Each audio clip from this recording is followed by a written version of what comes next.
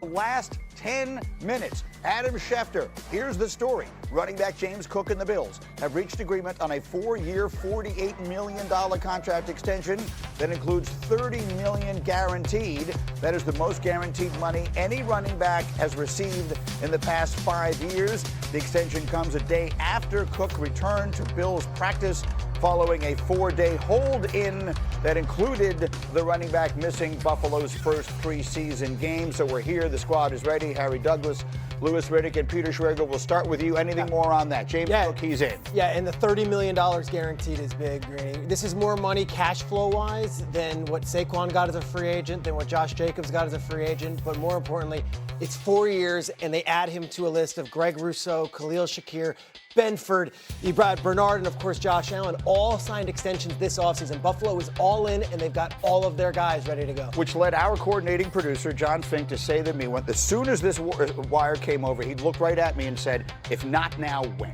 If this isn't the year for Buffalo, when is the year going to come? Yeah, this is, look, we know it's about getting to at least the big game, at least getting to the Super Bowl. We're not going to say, look, this is the year that they have to win it, even though Buffalo fans would disagree. But the roster is set up. You're right. They have a top 5 offensive line. They have really one of the best running back rooms. When you talk about James Cook and Ray Davis, that is a heck of a 1-2 punch. They fortified this defensive line, drafted more studs there. The secondary has to come through. They have been a turnover machine at producing turnovers, getting interceptions. That's Sean McDermott's specialty. This team is set up. Brandon Beane has done a fantastic job. Is Buffalo the best team in the AFC?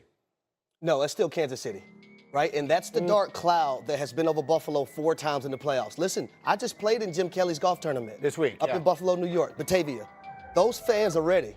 They're waiting for that breakthrough. Yeah. But this is another step in the right direction when you can sew up your running back. And what James Cook provided for Josh Allen, hey, Josh Allen didn't have to feel like he had to be Superman. So Joe Brady gave him a little crutch to assist him a little bit so he didn't have to feel that way and have all that weight on his shoulders. So I love this move. He's right in the range of Alvin Kamara and also Josh Jacobs from an average year from a salary standpoint, but I love this move. The thing is, like, they have gotten now, Greeny, they've gotten this roster right in the sweet spot of what Sean had wanted, that being Sean McDermott, the head coach for a long time now. He never wanted them to be a predominantly pass-heavy offense. He didn't want this to be the Josh Allen show exclusively. And now with the pieces that they have, especially up front in particular, this offensive line is massive and they're nasty. This is a team that can control the clock. They can hit you with the big plays over the top. They're built front to back, as we talk about on this show and others all the time. They're built the right way. The AFC is just absolutely loaded. I mean, it is absolutely loaded. It is just a heavyweight match every single week. You say this is still Kansas City's conference, and I don't disagree with you, but just think of the heavyweights. Just think about the West overall out there. And just in Baltimore, we can't forget about what they have on their roster either.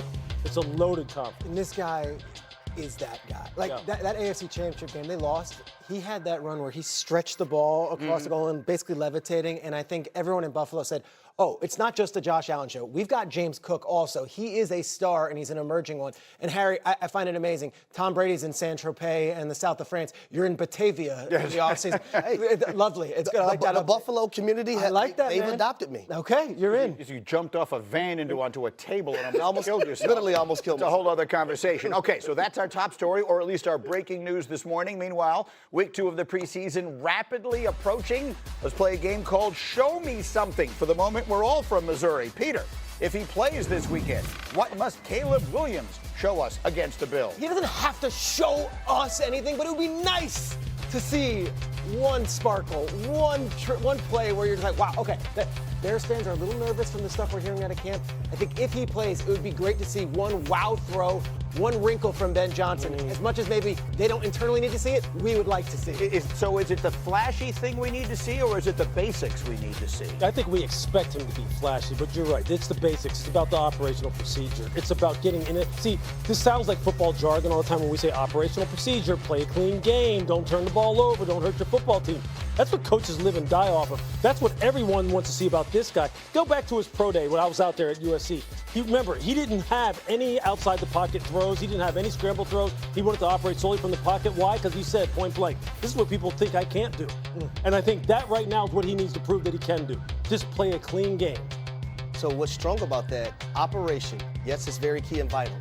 But for Ben Johnson, if he does not play Caleb Williams in preseason game 2, I'm going to think maybe the operation and everything that comes with it isn't as clean in practice. They're hiding so it? why, They're not ready? But here's the thing. Why would I put my quarterback out there? He's already going to be crucified and critiqued to the maximum. So if things aren't where I feel like they need to be as a head coach and a play caller, why would I put him out there for a bad showing? That is the last thing the Chicago Bears fans want to see and or deduce from what you're talking about. Because if that's the case, you're sitting there going, oh boy, you won't put him out there? Well, that would be big, right? If that were the case, Monday night game of the season. It is in Chicago, and it is a matchup of two of these quarterbacks on that first Monday night. Caleb Williams for the Bears hosting that man, J.J. McCarthy, and the Vikings. So, Lewis, what must J.J. McCarthy show us against the Patriots on Saturday? Absolutely nothing for me. Absolutely nothing. You are signed, sealed, and delivered on McCarthy. This has been a long time going. You know, we sat on the desk together when we talked about how Minnesota moved up to draft him.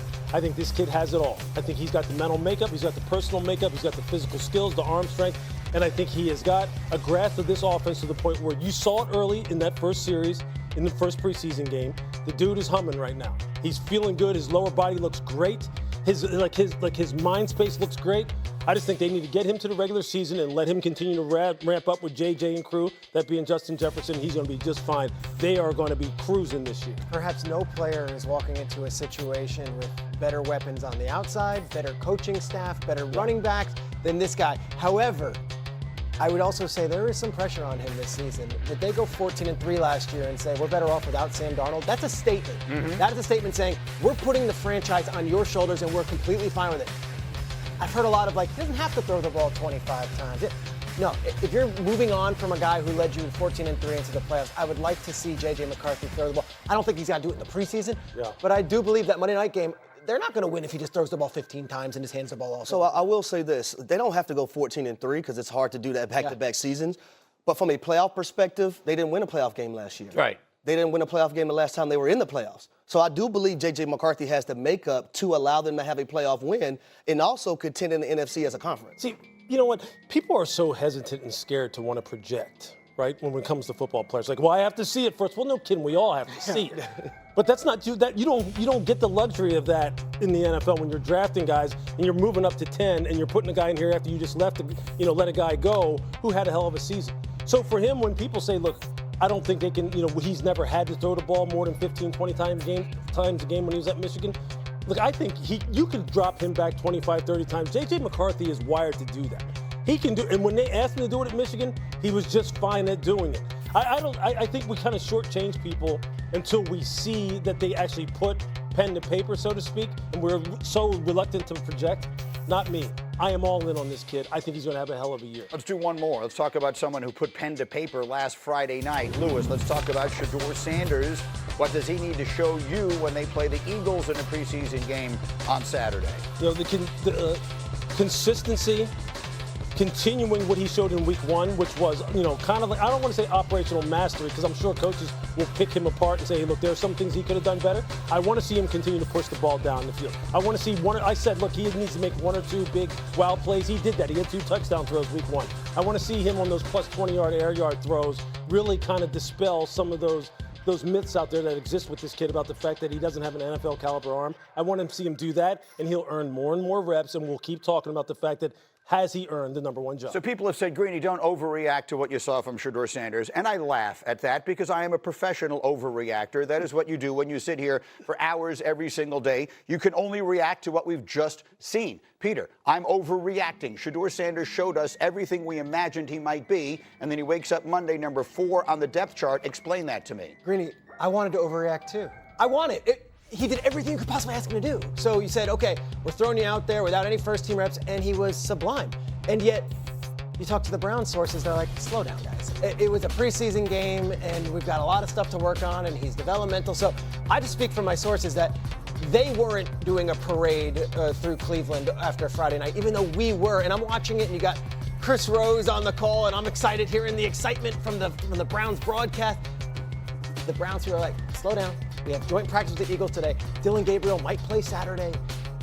He's still 4th on the depth chart. So just the reality, it's not a meritocracy. For whatever we want to say that he played great in a preseason game, he hasn't elevated on the depth chart, and I don't think he's starting week 1. We're going to go live, by the way. Sal Palantonio is covering those joint practices for us, Cleveland and Philadelphia. He'll be live with us to give us some thoughts during this hour. What is your take on Shedeur right now? I think it'll be a mistake if they do not give Shedeur Sanders first-team reps.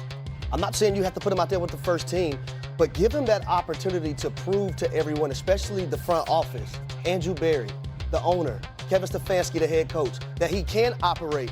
And this tells me everything. When you have a player like Shedeur, who's walking into the locker room for his first preseason game, and you see one of his teammates that plays on the defensive side of the ball, coming in with a boom box, basically endorsing Shedeur Sanders, and you see him on the sidelines with Myles Garrett as well, that tells me everything I need to know, Lou. How about the quote, I believe, that Myles Garrett said, something about the fact that, look, we're going to need you at some point this year. Yes. Something along those lines. I'm not quoting him, I'm saying something along those lines. Look, he has that it factor.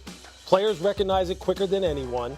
Because a lot of times, look, players just want to play with the best guys. They just want to have the guys out there that are going to help them win. They don't have any agendas. And I'm not saying Cleveland has an agenda, so people, everybody just stay calm here. But he has earned the right to take more reps with the guys who are going to be on the field come Sundays. I agree. He has earned that. Maybe not spot number 1 on the depth chart, that's fine. It's cool. We still have more time. But he's earned the right to get more reps. I'm hoping they give it to him. I don't understand. There's some piece of this that is not making sense to me. You know how anyone who's ever flown across country, it takes a lot longer to go one direction than it does the other. Because one way you have tailwinds, the other way you have headwinds. There seems to be some headwinds that are sort of slowing the roll on Shedeur in Cleveland. They seem to be internal. I don't understand it for the life of me. There is nothing better that can happen to an NFL franchise than to find a quarterback in the 5th round. That would be a massive win, and they, for some reason, seem hesitant to be looking for it. Seems like it, and they're there every day. We're not. We saw it on a Friday against the Panthers number 2s, and we go nuts, and it's a Friday preseason game. They're there every day. Trust me. They want the best opportunity to win. That's their jobs and their livelihoods on the line, too. And yet, when the depth chart came out on Monday, it's 4, not 1, 2, or 3. Striggs, let me say this. So, from a receiver standpoint, you want to know what I love from my quarterback? A guy that's cool, calm, and collected in the pocket. I don't want a guy that's sporadic. I want a guy that has super confidence and knows he's that guy when he's calling the play, when he's analyzing the defense, and knows that he can make every single throw. That's what I love. I said this on draft night. The draft spoke loud and clear what those headwinds, well, I shouldn't say what the headwinds are because we never, no one's actually going to really tell you exactly what they are. We can always kind of sit here and dance around the periphery and try to speculate as to why he lasted to the 5th round. But he lasted to the 5th round for a reason. And those reasons are those headwinds that you're talking about. And he's going to have to fight against them. That's the life of being a 5th, 6th, 7th rounder, a guy who's undrafted. And he's passing the test and he's earning more time. Let's just see where ultimately this plays out. So, am I overreacting? No. Darn right I'm overreacting. And I'm delighted to do it. Coming up, another day, another missed practice for Matthew Stafford. When